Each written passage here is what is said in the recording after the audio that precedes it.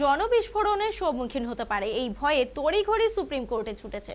SSC মামলায় চাকরি বাতিল প্রসঙ্গে রাজ্য সরকার তথা বাংলার শাসক দলকে বিঁধলেন আইএসএফ বিধায়ক নওশাদ সিদ্দিকী। যে ৫,০০০-এর কথা বলছেন এসএসসি চেয়ারম্যান স্যার, উনি কি কোর্টে গিয়ে কথা বলেছিলেন? কলকাতা হাইকোর্ট বারবার এই ধরনের প্রশ্ন, হাইকোর্টে গিয়ে এই ধরনের প্রশ্নের সম্মুখীন হতে হয়েছিল।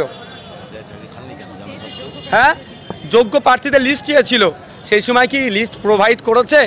শুধুমাত্র পাবলিকের যেভাবে গুমড়ে আছে, পাবলিকের জনবিস্ফোরণের সম্মুখীন হতে পারে এই ভয়ে তারা তড়িঘড়ি ছুটেছে এবং ভুল তথ্য পরিবেশন করছে।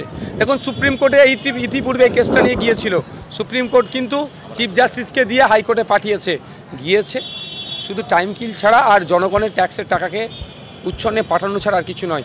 রাজ্য সরকারের উচিত হবে, এসএসসির উচিত হবে ভুল স্বীকার করে নিয়ে স্বচ্ছতার সাথে মেধার ভিত্তিতে নিয়োগ দিয়ে